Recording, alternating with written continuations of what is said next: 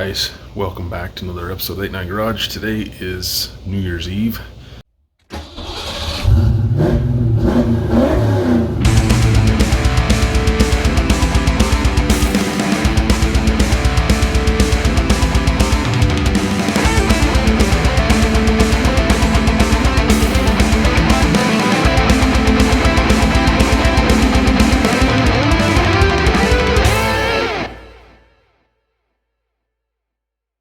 I'm going to show you a new, I kind of hinted at it in the previous video, the one with the plasma cutter upgrade to a pilot arc. If you haven't seen that, go look at it. I'll put a link up here. Anyway, so I went through a new tool that we got for the channel, and I'm going to show it to you right now. Okay, welcome to my kitchen table. This is, I'm gonna probably botch it. I think it's pronounced Vox Lab, and this is the Aquila X2. And I am going to be doing some upgrades to it, which, let's turn it on right now. I've already done one upgrade, and that is this LED kit. And I've got a host of other upgrades here. I'm probably not going to do this today, but this is an upgrade kit for this line here that feeds the media. This is actually just a different type. I've been using this PLA, and this roll here is PETG. This will be better suited for car parts. And probably my biggest complaint so far is the fact that nothing seems to stick to this very well. So I've been using hairspray to keep stuff down, and it's worked pretty good. But this here is what we're going to be going to. This is a double-sided piece, and it's flexible, so we can pop the stuff off when we're done.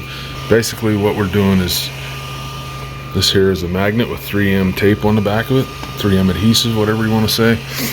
And we're going to eliminate these clips holding this down. And we're going to actually put this magnet on this bed. And then this here will just hold on with the magnet. And this has two different sides to it. This side is a little more porous than this one. And I'm going to go see if my GoPro is available that I can do time lapse.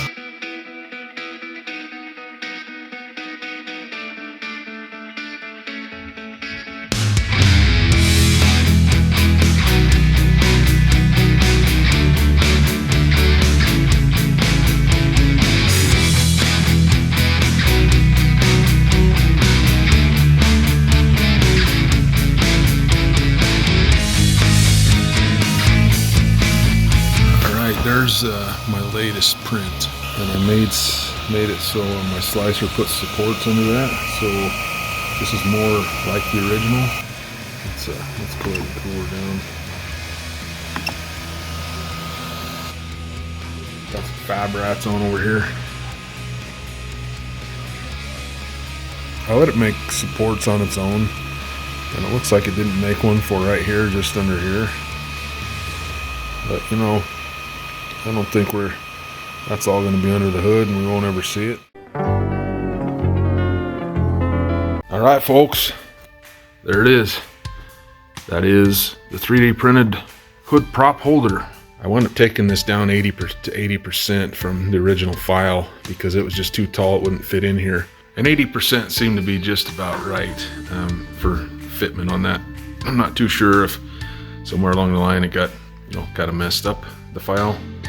And when I downloaded it, I got the messed up file. I don't know. Whatever the reason may be, 80% seems to be about right. One pair of pants later. Today, we're going to go over some things that I got for Christmas for Frankie. Okay, this is a Torque box reinforcement kit right here. It came with some stickers and a key chain thing. There's the bolts that go with it, and all this. Probably wind up doing a little welding while we're in there. These are the subframe connectors. This is the style that ties in with the rear seat bolts. When I say rear seat bolts, I mean they're for the front seats, but the bolts on the rear of that actually go through the floor pan, and you can tie these into it. There's the other brace right there. But these are weld in, and they're literally like the cheapest ones on Amazon, probably the internet altogether. I am going to assume that those will not remain red, because you're gonna have to sand those things down to get them to stick anyway, and I'll probably wind up throwing some other stuff on it. It's probably of the black nature. Anyway, so as you saw, Frankie will be getting subframe connectors and torque box reinforcements, because 351. That all this stuff was made in the USA, but here we are.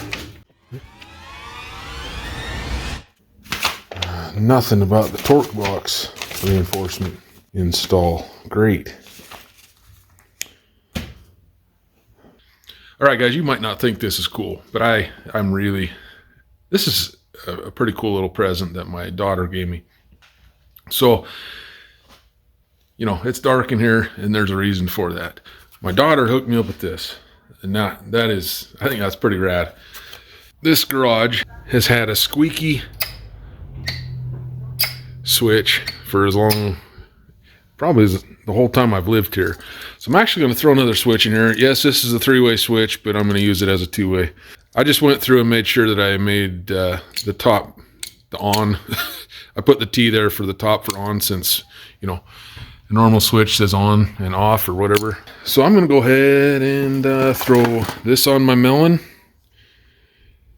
And yeah, I'm going to hurry and get this done.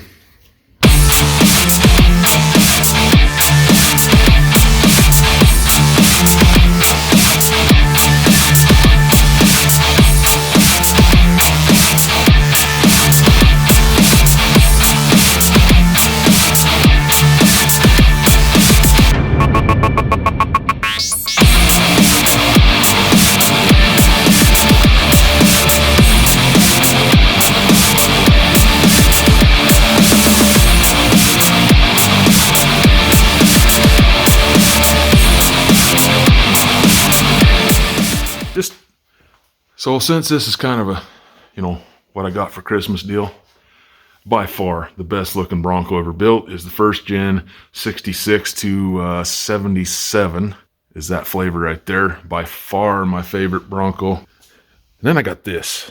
I'm going to tell you what, I really, really like that. My wife got this for me, and I just got to find a good place to hang it where I can get to it all the times. Anyway, you know, I got a few things to do now. Well, not that I didn't have a few things to do already, but we just added to the list. And that's fine, because I like being busy. I'm kind of thinking that a lot of this stuff should happen before we start putting the strain on Frankie and the drivetrain and the rear end. So that might happen prior to the 351. It just kind of depends what's floating my boat at the time. What would you guys do? I'm asking a lot of opinions, and I really appreciate them. So yeah, throw them down there. We'll close this video out by showing a print that I'm just starting out right now. I will show you the 3D image of it right now.